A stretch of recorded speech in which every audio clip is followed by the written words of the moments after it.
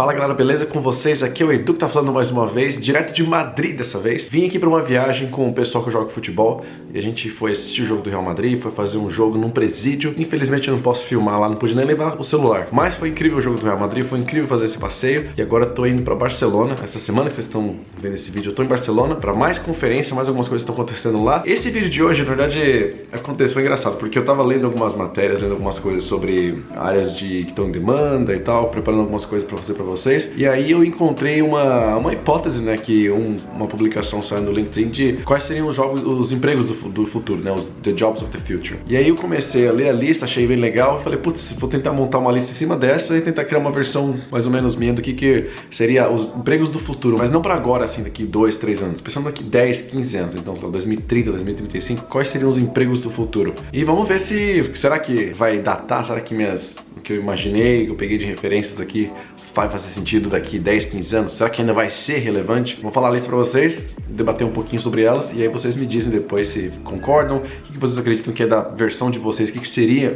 uma vaga do futuro. Mas vamos lá, vou começar por um que vai ser meio óbvio. Mecânico, mas não de carro convencional, mecânico de carros autônomos. Então você pegar, hoje a Tesla tem a sua própria manutenção, ela tem a própria equipe da Tesla que faz manutenção. Mas várias empresas estão saindo com seus carros elétricos e carros autônomos, né? Eles não são 100% autônomos ainda, mas daqui 10, 15 anos pode ser que sejam. Como é que é a manutenção desse carro? O que muda? Enfim, dar a manutenção. E aí se é uma pessoa muito mais um engenheiro, mais do que um mecânico, uma pessoa muito mais de software ou não sei ainda. Pode ser que seja os dois, pode ser que seja um mix, porque a forma com que o carro vai operar para ser autônomo vai ser muito diferente. Pode ser uma profissão do futuro, os mecânicos aí já fiquem de olho, né? Não sei, isso aqui é predição chutada aqui, tá, gente? Lógico que eu tô estudando algumas coisas para saber que não fazer uma coisa chutada no ar sem saber nada, mas assim, é uma hipótese que eu tô colocando aqui para vocês. E eu quero debater, porque isso eu acho que é legal e ouvir de vocês, até mecânicos acham que isso pode ser um futuro também. Beleza? Esse é o número 1. Profissão número 2, um pouco relacionada a transporte também, que é o lance dos drones. Tem um amigo meu que trabalhou comigo no Dropbox, ele saiu do Dropbox para abrir uma empresa de treinamento e de pilotagem de drone, basicamente. E eu vejo algumas coisas aqui e ali de pilotar drone, empresas que fazem isso. O Canadá regulamentou e agora ficou muito mais intenso. Você tem que fazer um curso, efetivamente, para você ser um piloto de drone, quase como um piloto de avião. Tem o drone comercial e o drone de usuário final, né? Que é o drone que todo mundo aí compra e sai para as férias e vai usar o drone, vai voar. Eu acho que vai começar a ficar mais regulamentado isso, num ponto de ter muito drone, ter muita regulamentação e ser mais chato você poder dirigir um drone à vontade. Então talvez uma vaga relacionada ao otimizador de tráfego ou a pessoa que cria essas trilhas como se fosse na rua. A gente tem as ruas, né? Você tem sinalização. No ar você também tem para tráfego aéreo, você também tem isso para aviões, para helicópteros e tudo. No mar você tem também para navios, barcos. Todo tem um tráfego, um engenheiro de tráfego para controlar isso. Então eu imagino que vai surgir alguma coisa relacionada à engenharia de tráfego para drones também. Porque você tem que criar rotas, porque as pessoas não podem simplesmente sair pilotando igual maluco aí se tiver muito drone por aí. Ainda mais se tiver drone que segue rota por conta de automatização e que for. Então o pessoal que trabalha aí na CET, trabalha com engenharia de tráfego, me diga, vocês acham que vai também rolar essa evolução para você criar engenharia de tráfego para drones especificamente? Terceira profissão que eu acho que vai rolar, essa já tá mais ou menos meio bagunçada, mas acho que vai ficar mais formalizada um pouco. Sabe esses consultores financeiros ou gurus financeiros? Você tem Thiago Nigro, você tem Daniel Cury, não que eles sejam gurus, né, que se julguem como gurus, mas que são hoje vistos como pessoas que te ajudam em finanças pessoais. Eu imagino que vai ter uma evolução disso para uma questão de como você lida com criptomoedas e moedas digitais. Você tem várias moedas que estão rolando já há muitos anos. Sempre é uma especulação do que está acontecendo, que não está. Quando surgirem moedas como a Libra, por exemplo, que o Facebook está trabalhando, e eu imagino que outras vão surgir também, digitais, elas não são lastreadas, elas não têm uma indexação relacionada a dólar ou ao ouro, nada disso. Quem sabe a teoria pode até tentar aplicar, mas ela não vai ser baseada na mesma coisa. O lastreamento dela vai ser diferente se tiver lastreamento. Então, por conta disso, vão ser outros tipos de estudos e outros tipos de dicas e formas de investir e trabalhar em cima disso. O que vale a pena, o que não vale, vai ser baseado no que se valer a pena ou não vai. Eu acho que vai surgir ainda uma necessidade, já está começando aos poucos, mas vai abrir uma porta de necessidades, de oportunidades até para as pessoas que virem gurus ou passam a entender mais um pouco mais sobre como é que você trabalha com investimento em moedas digitais, porque eu não sei lastreia, como eu falei, em nada relacionado ao nosso mundo físico aqui. Quero ver, aliás, se Thiago Negro ver esse vídeo, me diga o que você acha. O Natália Cury, Economirna e quem mais que faz isso. Agora a quarta vaga,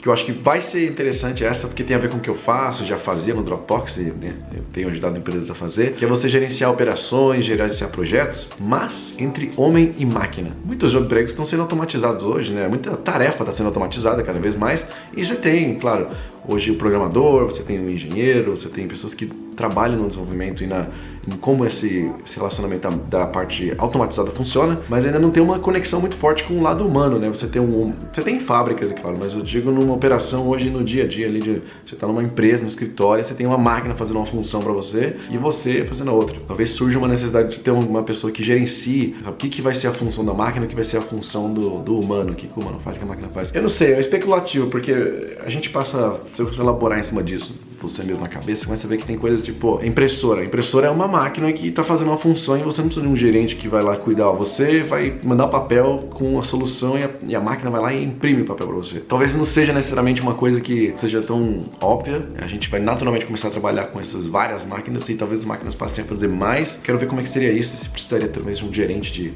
pessoas e máquinas, será? Lidar com a performance da máquina se ela não tá performando. Outra vaga que eu acho que já tá mais ou menos acontecendo, mas eu acho que vai ser mais intenso conforme a gente vai indo pro futuro aí. O termo que as pessoas usam mais agora é um Urban Engineer, o engenheiro urbano. Seria o seguinte, é basicamente as pessoas que hoje trabalham em tentar reconstruir algumas áreas que, enfim, eram ou um prédio antigo, ou uma extinta casa, alguma coisa, e transformar aquilo numa coisa verde, né? Então, você, por exemplo, construir parques em partes muito urbanas que estão muito sem área verde e as pessoas começam a reconstruir. Então, você tem vários lugares que hoje estão em debate se vão virar um prédio ou se vão virar um parque, por exemplo. Por enquanto, ainda está nesse debate, está nesse nível ainda o problema, porque a gente tem ainda bastante parque. Mas eu imagino que num futuro onde tenham mais prédios mais altos, tenham mais cidades, fique muito mais intenso essa parte urbana, seja necessário ter uma engenharia de assim, que tipo de plantas eu vou ter que vão crescer aqui, que vão ajudar a limpar o ar. Acho que tem um pouco da parte não só do design disso, de ficar bonito ou não, mas a parte um pouco mais de biológica, de, sei lá, um estudo por trás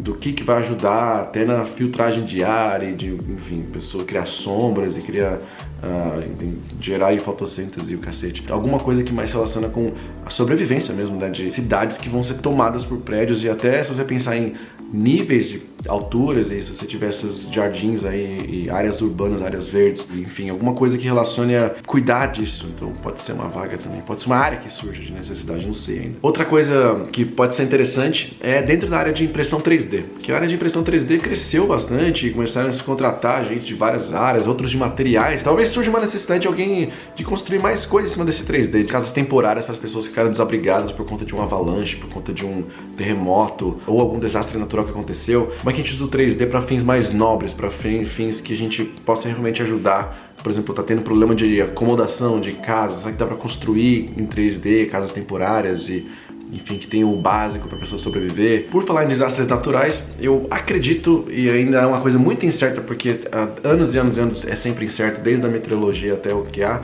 que são pessoas que vão prever terremotos. Então você criar mais engenharia, mais tecnologia para prever terremotos. Por que eu falo disso? Porque tem um interesse grande, se você pensar em duas regiões muito fortes, muito propensas a terem um grande desastre. O Japão, que é constante na verdade, ele já até tem várias formas de remediar, mas não de prever. Mas na Califórnia, é uma área muito propensa a sofrer desastres naturais, por conta da região, enfim, como é que é o solo, enfim. Mas o que acontece? Como são duas grandes potências, né, tanto a Califórnia como o Japão, eles têm grana para investir e tentar criar isso, porque eles não querem se fuder depois daqui 20, 30 anos. Então, eu imagino que vai ficar mais intenso. Eles já estão começando na Rússia, inclusive, falaram que eles conseguiram prever alguns terremotos, mas fica incerto, a gente não sabe exatamente. E é muita coisa que a gente vai ter que entender se vai ou não afetar e como vai afetar e se isso vai virar uma coisa que a gente consegue chegar num ponto de uma meteorologia que você abre lá o app e mostra, ó, quem trabalha com geologia e me corrija se é possível ou não de prever o terremoto daqui 10, 15 anos, talvez.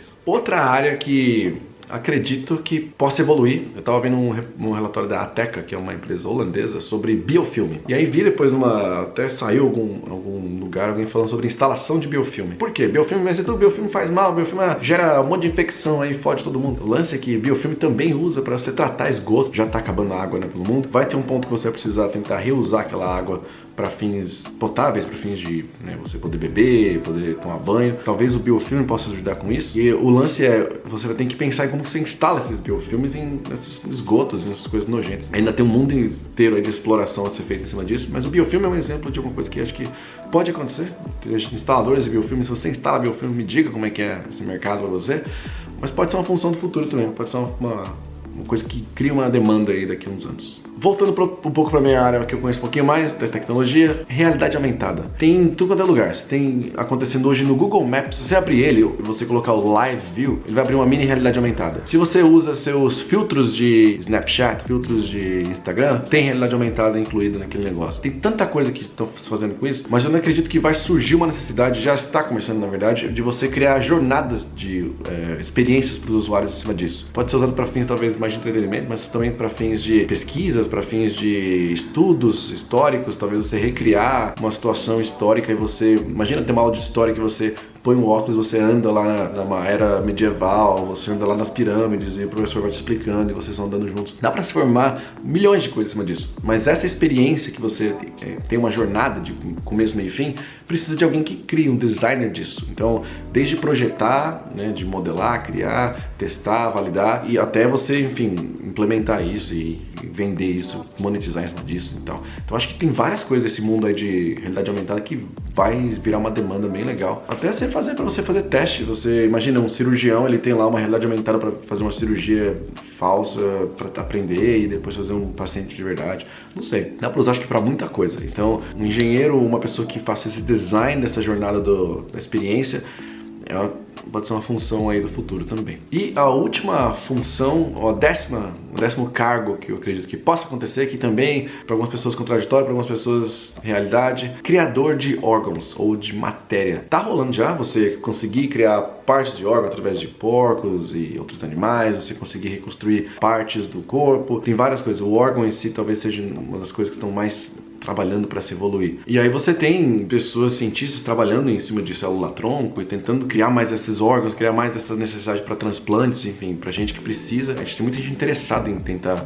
resolver isso, porque isso é pro bem da nação. Pode ser que surja, então, mais necessidade. Às vezes, talvez você criar uma planta, recriar alguma semente, alguma coisa que, por exemplo, o mel, que a gente, infelizmente, tá começando a entrar no mundo da escassez também. De novo, não é a área que eu conheço, é especulação, eu vi algumas das coisas, algumas matérias, algumas coisas citadas sobre isso. Não leio sobre isso, não é uma coisa que eu pesquiso muito a fundo. Então, se vocês são dessa área de biotech ou biomedicina, me conta um pouco mais de tá rolando isso mesmo, existe um movimento no mercado, tá virando uma demanda. E eu quero ouvir de vocês, no geral, o que vocês acharam, que áreas vocês acreditam que vão entrar em demanda, que áreas vocês acham que daqui 10, 15 anos, vai bombar esse negócio aqui. Hoje em dia ninguém fala, mas daqui 15 anos esse bagulho aqui, ó, pá, vai ser o futuro. O que eu tentei fazer foi sair da tecnologia um pouco, não ficar falando só de tecnologia, porque dá pra expandir um monte de coisa de tecnologia, mas aí vira só tecnologia. Eu queria explorar outras coisas que eu não conheço também pra ouvir de vocês, sentir um pouco e me surpreender até, lendo essas listas e entendendo que grandes áreas que podem surgir por aí. Também quero ouvir de vocês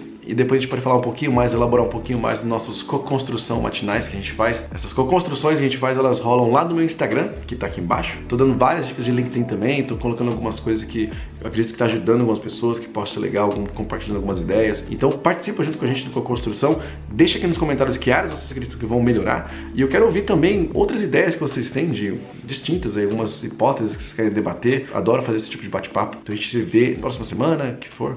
E um abraço direto da Espanha para vocês. Hasta luego.